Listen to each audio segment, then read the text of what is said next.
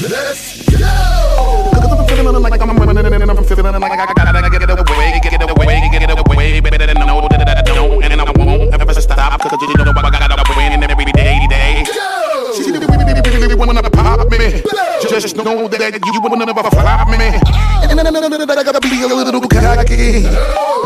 You ain't never gonna stop me. Every time I come in, nigga gotta set it, and I gotta go, and then I gotta get it, and I gotta blow, and then I gotta shut it, and any little thing, and then nigga think it doing because it doesn't matter, because I'm gonna everything and anything about it, boom, about it, everything I gotta do, a lot of things that make it clear, but to a couple of niggas that I always win, and then I got.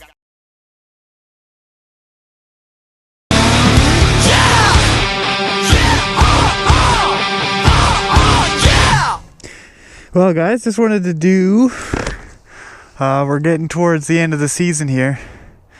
Just wanted to do a quick video on my bike, some of the modifications that I've done, and what I want to do in the future. So the bike is a 2003 GSXR1000. It's been a super awesome bike for me so far.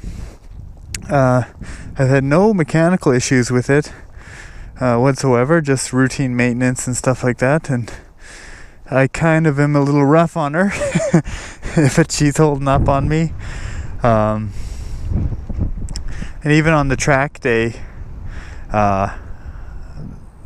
it just performed great. So I bought it already as a Streetfighter.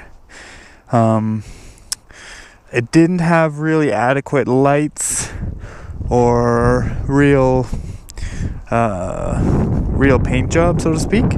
Just had kind of a quick spray bomb job over the custom decals and everything. So one of the things I did was how did he get in there? One of the things I did was sand off all the decals, which took forever, and I painted it up. Actually, I plasti dipped it first because I wanted to get that super dark look. So I spent a couple days sanding all of the Suzuki decals and everything off, down to the bare aluminum. So primed it and plasti dipped it, but the plasti dip didn't last very long. So I peeled that off, and then I painted the whole thing black, and then I parked it on a corner, and it snowed, and somebody came around the corner too fast and just took my bike right out. This piece here, I did one crack I didn't do a good job fixing, so it reformed, but this was broken into 4 complete separate pieces. Everything was scratched. My front forks were totally crooked, like crazy crooked, because he hit me right on the front tire, and the steering was locked. So after painting it twice, 2 weeks later, I had to take it all apart, fiberglass and Bondo it back together. And then I got real automotive paint this time, and I did a little kind of a silly decal. Obviously I work with electricity, so you may as well like what you do, because you're doing it a lot. But I'm pretty hard on my bike, so I don't care if it's scratched or whatever. It's not a pretty bike, it is a fun bike. One funny story, this shifter knob, when I bought the bike, it just had this post. But then there was a guy, exactly 1 year ago today, we had our Halloween costume party, and one of the guys at our office has like a movie quality Chewbacca costume. So he was standing out on the sidewalk, and a motorcyclist was looking at him as he drove through an intersection, and he ended up crashing.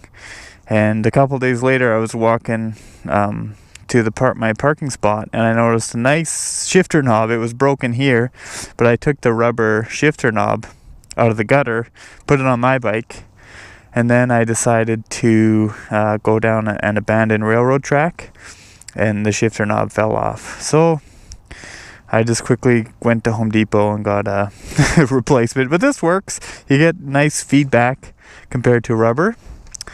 This is just a fuel bottle. My gas gauge doesn't work, and I've ran out of fuel a couple times.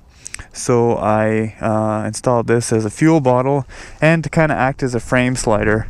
So if I ever do put the bike down, the bottle takes the brunt of it. When I purchased the bike, there was no rear view mirrors, but I'm too paranoid to drive without rear view mirrors, so I put that on. This came with the bike, luckily.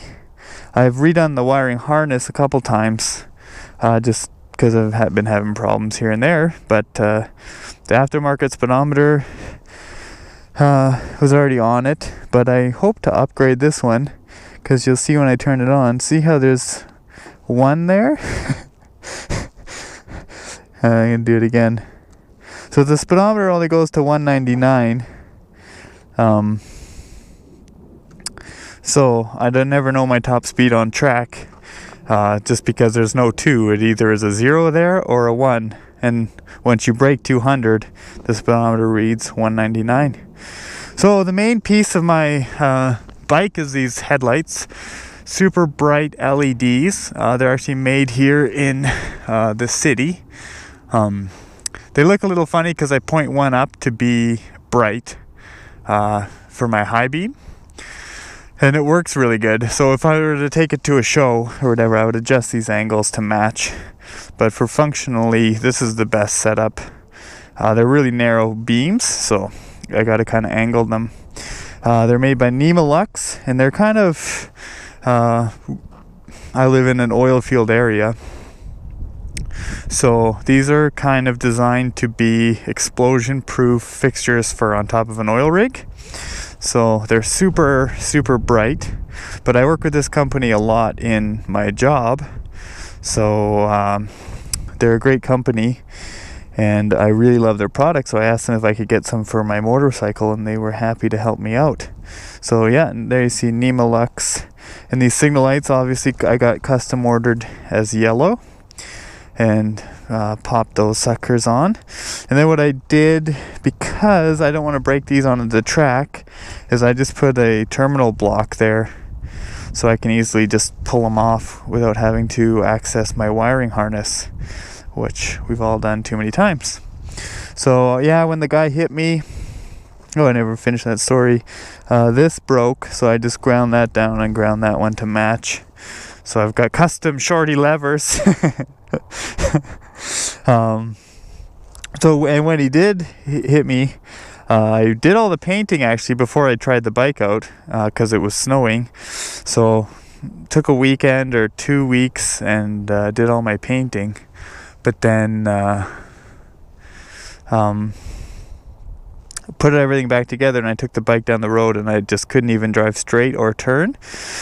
So I put a quick message out on my Facebook page, and everybody was like, "Oh, your bike is totally screwed. There's nothing you can do about it. It's just done." But luckily, the guy I bought this bike off, he's like me, and we don't have the most money, so we make stuff work with the money we do have. And he just told me to loosen my triple tree clamps and then straighten it out and tighten them back in, and it was perfect. My forks were fine. They were just tweaked so far and then held tweaked. So as soon as I loosened it, it straightened right up. So this carbon fiber front fender is from a Ducati. Actually, I got it for real cheap. Just sourced it locally, and had to modify the mounting obviously to fit onto a Gixxer.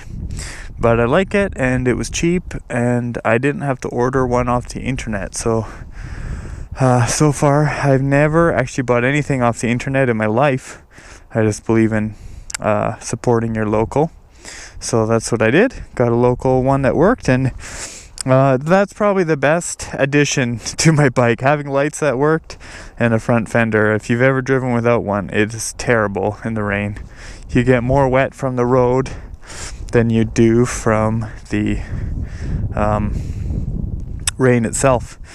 So this is my radiator overflow. Obviously, when I purchased the bike, it had a Red Bull can there, and people loved it. I got so many compliments on it, and I actually got tired of telling everyone, oh no, I didn't do it, the guy I bought the bike off did it.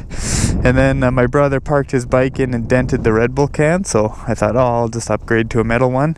And then I have kind of a frame slider effect on both sides. So all these mounts and everything are all custom, obviously. I just used muffler clamps because I'm cheap. The exhaust is a Hindle exhaust, and the previous owner just cut it in half, and it actually makes a great sound. I'm pretty happy with that. And then I did a custom license plate mount. And as you can see, my signal lights, this will be my winter project. Mounted these here, but it kind of puts a lot of stress on this clamp. So actually I went around a hard right-hander and I hit a bump, and this one broke off and actually fell right in here.